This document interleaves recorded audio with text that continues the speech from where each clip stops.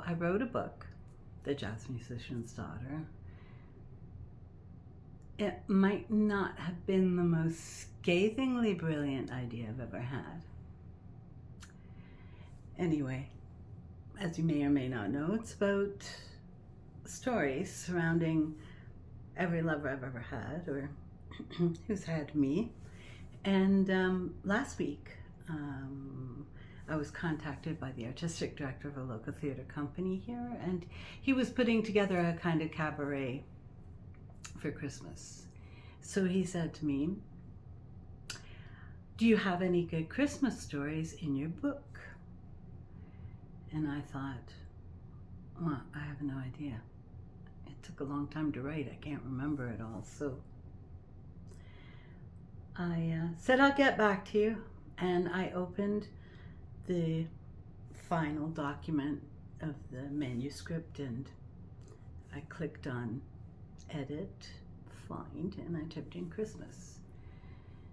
And there were 12 hits. So in chronological order, these are the 12 things of Christmas. 1. The only time I remember my parents kissing was on a Christmas morning when I was really young. And it was not romantic, it was a perfunctory thank you for the gift kiss. 2. It probably would help if you knew, if you don't already, that each chapter is about a different man in my life, and the number of the chapter becomes the name of the man in the book, because God knows you don't want to out them all. So, thing 2,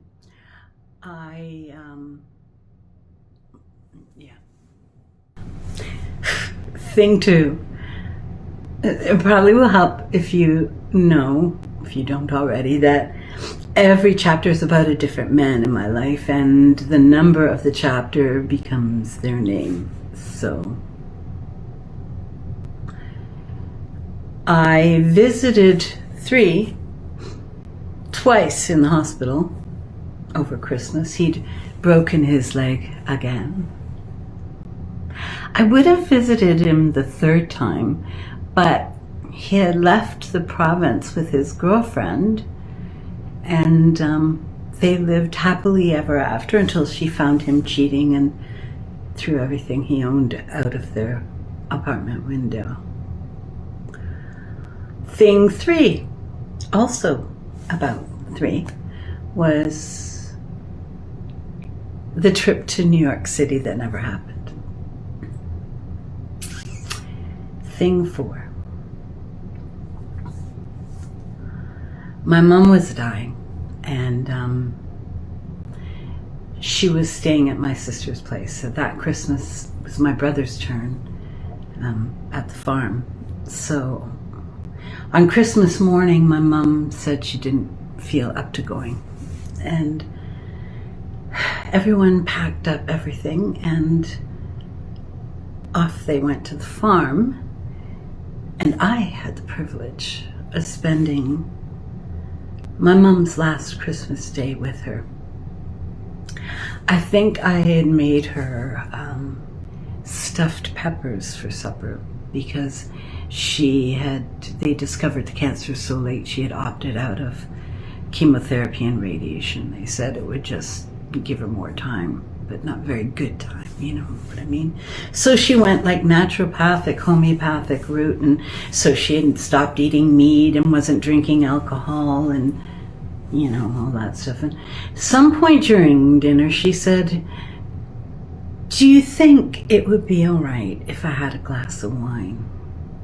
And I just thought, oh my God, have a glass, have the bottle, have some scotch, have some chocolate, have whatever the hell you want. So, you know, we had wine during supper. Regrets. I regret not letting off fireworks outside her bedroom window on a Nothing Tuesday. I regret when she kept saying, "I'll go back to England when I feel better."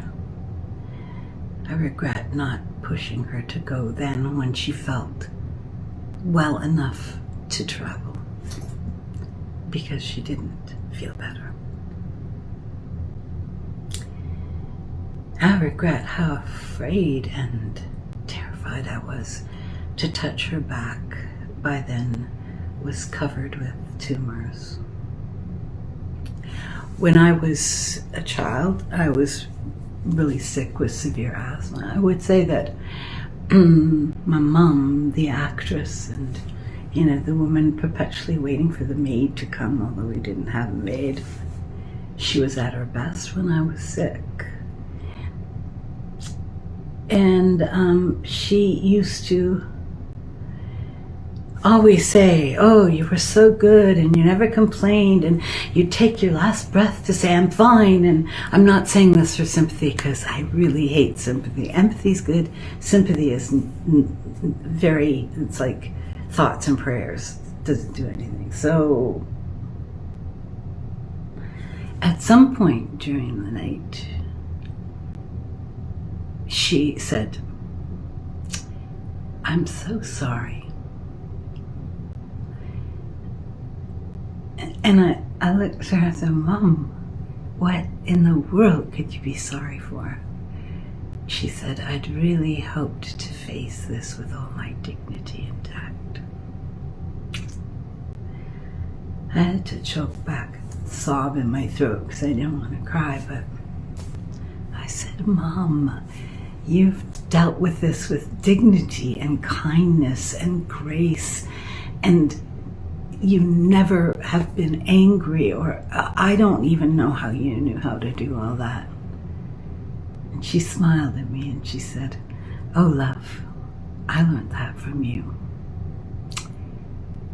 And that might have been the most important thing she ever said to me. Besides, I love you. Where are we? 5. Oh, 5. Oh, I could do this. 5.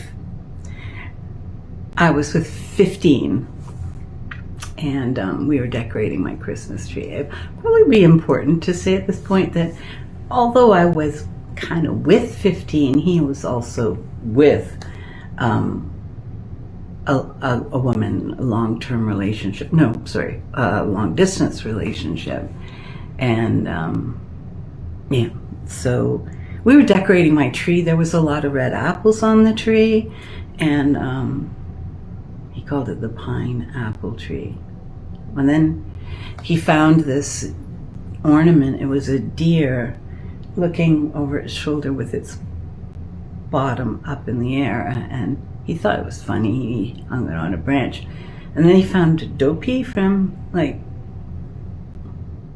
Snow White and the Seven Dwarfs, and he hung Dopey right behind the deer's raised butt, like it was sniffing it. And I found it really funny, maybe because the deer had such a come-hitherish look on its face. And I'm going to post a picture of that right now, because to this day I still hang those two at the back of the tree on a branch, just because I find it funny.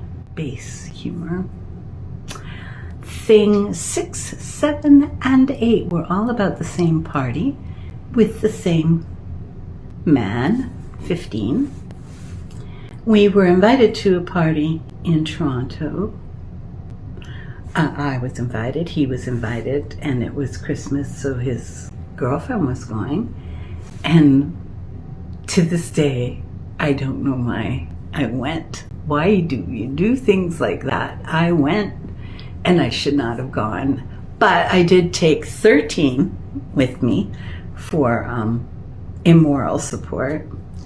And the funniest thing I found just about people's psychology is we were playing a game called Scruples, and people were asked questions sort of that had moral basis, or were about ethics, and you kind of had to guess how the person would answer. And I could see him getting frustrated, although he really couldn't show it, but he was getting frustrated because he was getting all of mine wrong and 13 was getting them all right. So It was a torturous day, not the last of days like that. And I went home with 13, not as any kind of payback, but because he's lovely and I wanted to. So that was 6, 7, 8, 9. 9. Ooh. Second half of the 80s, we had a group of friends we called the Breakfast Club, mostly musicians, and that was a Christmas party. And it started out with naughty joke gifts, and it just became more and more debauched. Let's say it started with a wardrobe malfunction of a pair of candy pants. I'll never be able to unsee that. And it just went downhill from there. So that's all I'm going to say about that. Thing 10. Okay, you know when you go to a store and you open the door and you look behind to see if somebody's coming, you know, because we're cleaning. And there is somebody coming, but they're really far away. And then you go through that thing like, you know, do I hold the door open and look like an idiot, or do I let the door go and look like an asshole? And so if you start a relationship in November, that's exactly what it's like.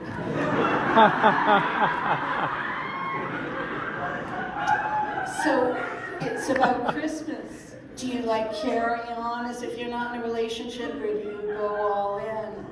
So we went all in.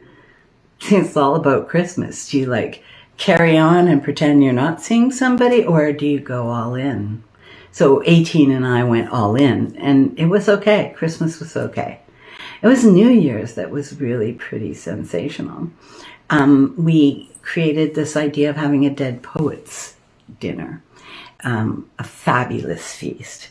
And we invited friends that were into sort of the romantics, and I always, because we did it for years, not with him, because that didn't last long, but we carried on for years doing that, and I always played Mary Shelley, and at that point 18 was Percy Shelley, and then we had Lord Byron and Claire Claremont, and then Lady Carolyn Lamb was there, and she reportedly went after him at a dinner party with a butter knife.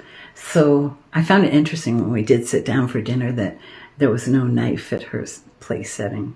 So anyway, it was a fabulous night. Fabulous because we all dressed in costume. We all stayed in character. And Byron even showed up with a cane, you know, for his club foot. And 18 lived in this apartment that wasn't huge, but it was weird. It was an apartment that was carved out of, many apartments carved out of a mansion. And so his apartment, although not big, had a marble fireplace, 15-foot ceilings, and a 7-foot claw tub, but no kitchen. So he did the dishes in the claw tub.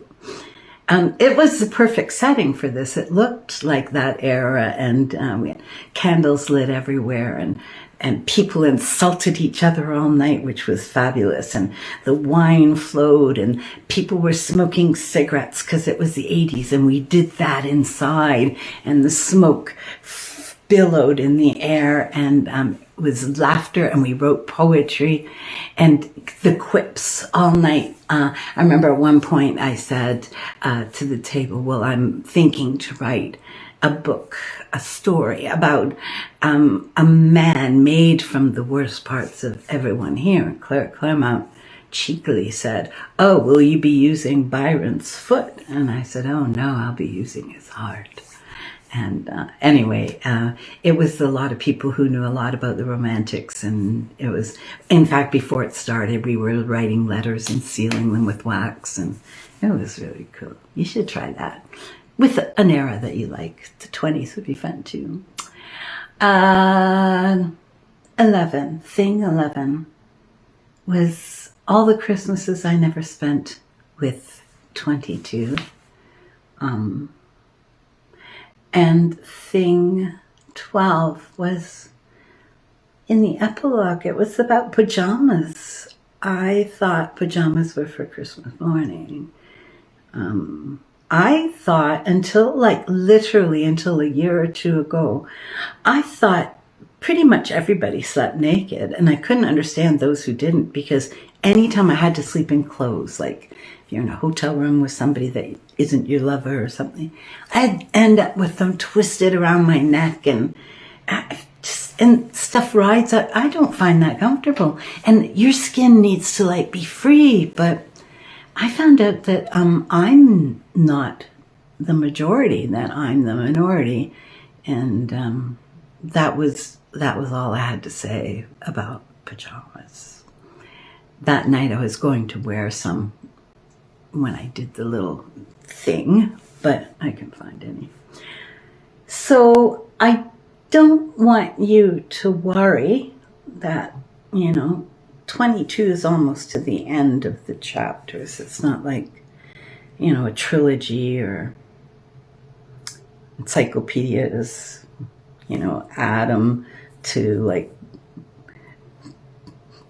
Ben, and then, you know what I mean. There's not that many.